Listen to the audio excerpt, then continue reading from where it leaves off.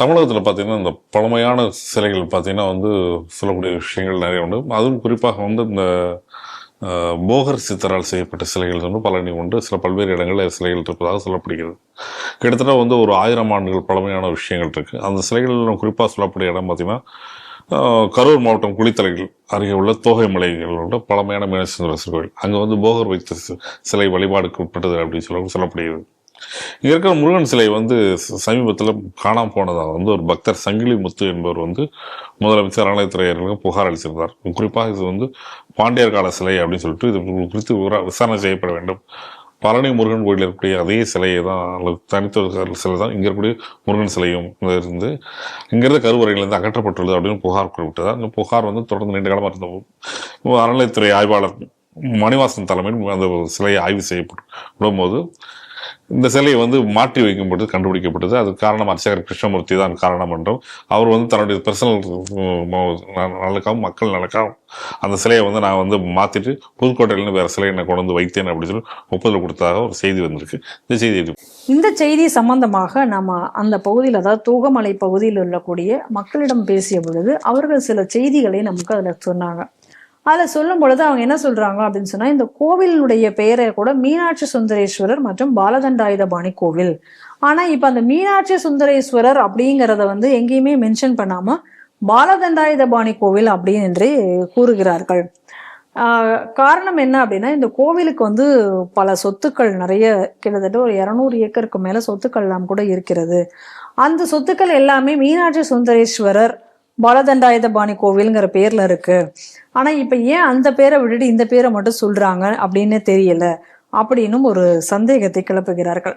அது மட்டும் இல்லாம அவங்க என்ன சொல்றாங்க அப்படின்னா, இந்த கோவில்ல முன்னாடி போகரால வைக்கப்பட்ட சிலை அப்படிங்கிறது வந்து தண்டாயுதபாணியாக, அதாவது மொட்டை அடித்ததோட தண்டாயுதபாணியாக நிற்கக்கூடியவர் தான். பழனி சிலை மாதிரியே தான் அங்கேயும் சிலையை வைத்திருந்தார்கள்.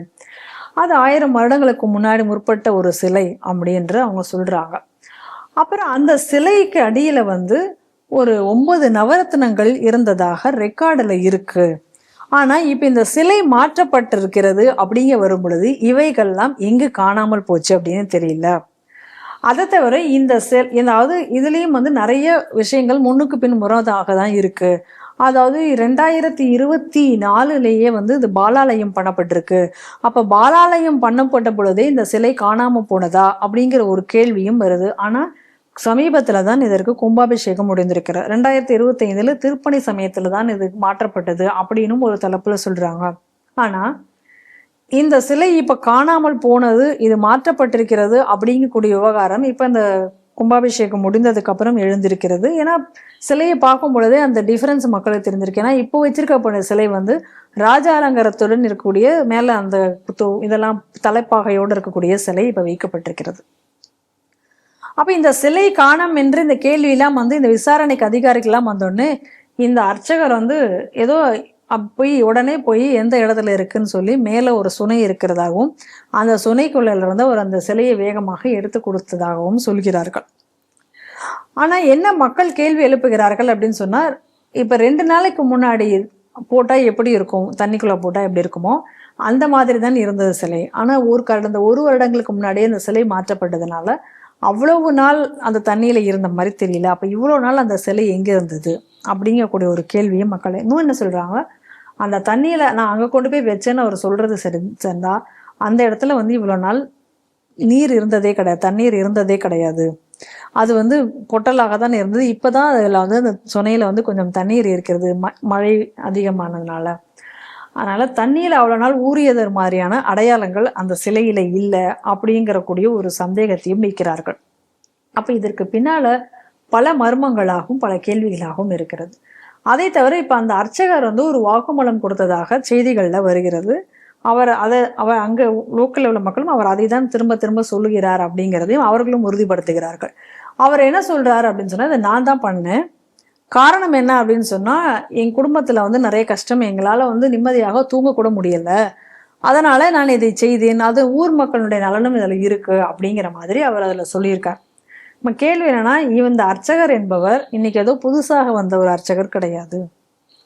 இந்த அர்ச்சகர் வந்து பரம்பரையாக அந்த கோவில் இருக்கக்கூடிய அர்ச்சகர், அந்த பரம்பரையில வந்த ஒரு அர்ச்சகர் தான் இருக்கிறாங்க. அப்ப பரம்பரை அர்ச்சகராக இருக்கக்கூடியவர் தங்க வீட்டுல இப்ப திடீர்னு எப்படி பிரச்சனை வரும் அப்படி என்ற கேள்வி எழுகிறது. அப்ப இந்த கும்பாபிஷேகத்துக்கு கூட பெரிய அந்த அங்க இருக்கக்கூடிய மண்டகப்பிடிதாரர்கள்கிட்டயோ அல்லது அந்த கோவில் ட்ரஸ்டில கூட முறையாக யாருக்குமே இவைகள் எதுவும் தெரிவிக்கப்படவில்லை அப்படிங்கிற ஒரு குற்றச்சாட்டை அவர்கள் தரப்பிலும் ஏற்றிருக்கிறார்கள். இந்த மாதிரியான ஒரு சூழ்நிலையில இந்த சிலை காணாமல் போயிருக்கிறது அப்படிங்கக்கூடியது நமக்கு பல கேள்விகளை எழுப்புகிறது. இப்ப இது ஒரு சிலை காணாமல் போவது வெறும் ஒரு அர்ச்சகரால் மட்டுமே நடந்திருக்குமா? நிச்சயமாக அதற்கு வாய்ப்பில்லை என்றது. இரண்டாவது, அவர் சொல்லக்கூடிய காரணங்களை நம்மால் ஏற்க முடியவில்லை. அப்ப இந்த அர்ச்சகர் மட்டும்தான் காரணம் என்றால் இவர் மேல இப்போ என்ன நடவடிக்கை இவர்கள் எடுக்க போறார்களோ இவர்கள் தீர விசாரிப்பார்களா, விசாரிக்க வேண்டும் என்ற கேள்வி இருக்கிறது. அதே நேரத்துல இது அர்ச்சகர் மட்டும் இல்லை, அர்ச்சகர் யாரை காப்பாற்ற அவர் பலிகடாவாகிறார் அப்படிங்கிற கேள்வி அடுத்ததாக. அர்ச்சகர் இல்லை என்றால் யாரை காப்பாற்ற அவர் பலிகடாவாகிறார், இல்ல இவர்களுக்கு பின்னாடி இருக்கக்கூடிய அந்த நெட்வொர்க் என்ன, இது போன்ற பல கேள்விகள் நமக்கு இதுல எழுகின்றன. சிலை தடுப்பு பிரிவு இதை நிச்சயமாக இந்த வழக்கை எடுத்து இதை முழுமையாக ஆய்வு செய்து இந்த யார் இதற்கு பின்னால் இருக்கக்கூடிய இந்த நெட்வொர்க் என்ன அப்படி என்பதை கண்டுபிடித்தே ஆக வேண்டும். இன்னைக்கு தமிழகத்துல ஏற்கனவே பொன்மாணிக்கவேல் அவர்கள் சொன்ன போல இந்த மாதிரி பல சிலைகள் களவாடப்பட்டு கொண்டிருக்கின்றன. சமீபத்துல கூட நம்ம ஒரு செய்தியை பார்த்தோம். திருவள்ளூர்ல இருக்கக்கூடிய அந்த பகுதியில வரக்கூடிய கூவமாற்றில இருந்து பல சிலைகளை எடுத்து வைத்திருக்கிறார்கள். எப்படி திடீரென்று அந்த இடத்துல அவ்வளவு சிலைகள் அங்கு கிடைக்கப்பட்டது? எப்படி அங்க திடீர்னு அவ்வளவு செலவு வர்றதுக்கான காரணம் என்ன? எப்படி வந்திருக்க முடியும் அப்படிங்கக்கூடிய ஒரு கேள்வி எழுகிறது. எந்தெந்த கோவிலினுடைய சிலைகள் அங்க போடப்பட்டன? இத்தனைக்கு அது ஒரே கோவில் சிலை மாதிரி தெரியல, எல்லாம் பல்வேறு கோவில் வடிவங்கள் பல்வேறு சிலைகள் அங்க இருக்கு. அப்படிங்கும் பொழுது எப்படி அவ்வளவு சிலைகள் அந்த இடத்துல வந்ததுன்னு யாரால் கொண்டு அங்க போடப்பட்டன? இந்த கேள்விக்கு இதுவரைக்கும் அந்த செய்தியிலிருந்து நமக்கு விடை கிடைக்கவில்லை. அப்ப இன்னைக்கு தமிழகத்துல கோவிலினுடைய சிலைகள் எவ்வளவு ஈஸியாக களவாடப்பட்டு வருகின்றன. இப்ப திருப்பணி என்கக்கூடிய பேரில இந்த மாதிரியான விஷயங்கள் நடந்து கொண்டிருக்கின்றனவா? ஏற்கனவே மயிலாப்பூர்ல காணாமல் போன மரகத மயில், இப்படி பல கோவில்கள்ல திருப்பணிக்கு அப்புறம் காணாமல் போகக்கூடிய சிலைகள் அல்லது மாற்றப்படக்கூடிய சிலைகள். இன்னைக்கு சபரிமலையில ஏற்பட்டிருக்க பாருங்க, சபரிமலையில கூட அந்த தங்கம் மாற்றப்பட்ட போது அதனுடைய லிங்க் எங்க வருதுன்னா தமிழகத்துக்கு தான் வருது. இதே போலதான் அங்கேயும் மாற்றப்பட்டிருக்கு. இதே போல திருப்பணிங்கிற பேர்ல தான் இந்த மாதிரியான விஷயங்கள் நடந்து கொண்டிருக்கிறது.